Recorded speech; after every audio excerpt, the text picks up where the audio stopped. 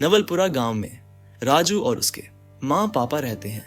राजू के घर की आर्थिक स्थिति थोड़ी कमजोर थी, लेकिन राजू ने कभी इसे अपने सपनों के आड़े नहीं आने दिया। सपना सरकारी अफसर बनने का और अपने परिवार को वो सभी सुविधाएं देना जो औरों के पास हैं, और इसके लिए वो दिन रात मेहनत करता है।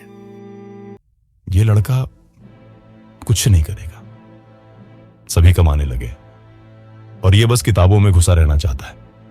मेरी बात याद रखना बेटा, किताबों से पेट की आग नहीं बुझती, उसके लिए आदमी को कमाना पड़ता है। ये पढ़ाई, ये सरकारी नौकरी हम जैसे गरीबों के लिए नहीं होती बेटा, ये तो पैसों वालों के खेल है, और वही करें तो ही अच्छे लगते हैं। दुनिया सुनेगी तो हंसेगी हम पर।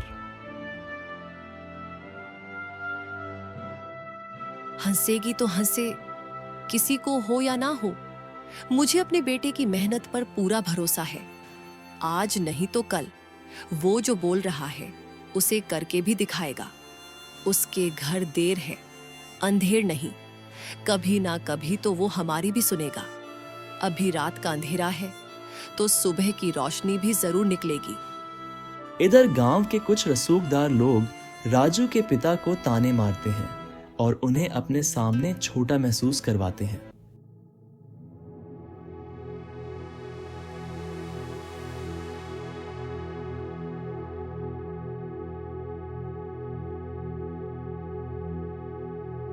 अरे श्यामलाल, अब तो अपने लड़के को किसी काम पर लगा ही दो।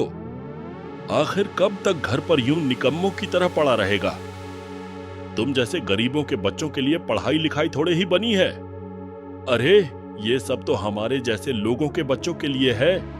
तुम्हारे लड़के को तो बस खेत खलिहान और मजदूरी ही करनी चाहिए। सरकारी नौकरी, वो भी अपने दम पर।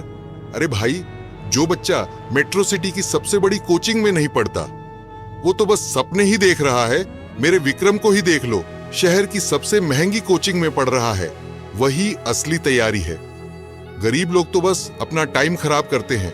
उधर गांव वाले पीठ पीछे राजू की बुराई करते हैं और उस पर हंसते हैं। अरे सुना है, वो श्यामलाल का लड़का आजकल बस घर पे बैठा रहता है, ना कोई काम करता है ना धंधा, पूरा दिन ऐसे ही निकाल देता है।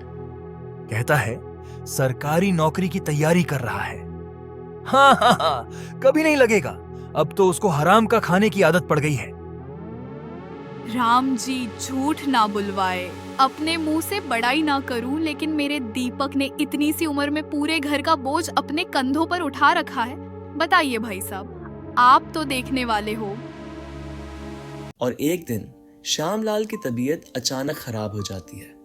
श्यामलाल घर में अकेले कमाने वाला था और उनके बीमार होने से मानो राजू और उसकी माँ पर दुखों का पहाड़ टूट पड़ा हो। बेटा, तेरे पापा की तबीयत बहुत खराब है।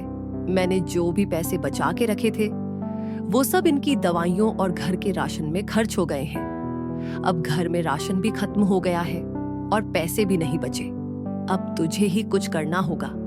और तेरी पढ़ाई? माँ, तुम चिंता मत करो, मैं सब कुछ संभाल लूंगा। मैं दिन में मजदूरी करूंगा और रात में अपनी नौकरी के लिए पढ़ाई। परिस्थितियां चाहे कितनी मुश्किल क्यों ना हो, ना मैं झुकूंगा, ना अपने परिवार को झुकने दूंगा। पानी की छोटी सी बूंद भी अगर लगातार पत्थर पर पड़ती है तो उसमें भी छेद कर देती है। एक चींटी भी पेड़ पर चढ़ती है तो 10 बार गिरती है, पर जब तक वो अपनी मंजिल नहीं पाती, रुकती नहीं है। मैं तो फिर भी इंसान हूं, मैं हार नहीं मानूंगा, कोशिश करता रहूंगा। और इधर चौधरी साहब का बेटा अपने बाप के पैसे और पहचान के दम पर सरकारी नौकरी पा लेता है। अरे सुनो गांव वालों, देखो मेरे बेटे ने कर दिखाया। बड़े शहर की कोचिंग, बड़ा रिजल्ट। ऐसे ही होते हैं सरकारी अफसर। अरे चौधरी साहब, ये तो आपकी दूरदृष्टि और पैसे का ही कमाल है। गरीबों से तो वैसे भी क्या ही हो पाता है। राजू हार नहीं मानता है और दोबारा परीक्षा देने पहुंच जाता है। इस बार भी नहीं हुआ तो भी कोई बात नहीं। मेरा काम है बस मेहनत करना। फल मिले या ना मिले वो ऊपर वाले की मर्जी है, मगर मैं रुकूंगा नहीं। मेहनत करना नहीं छोड़ूंगा।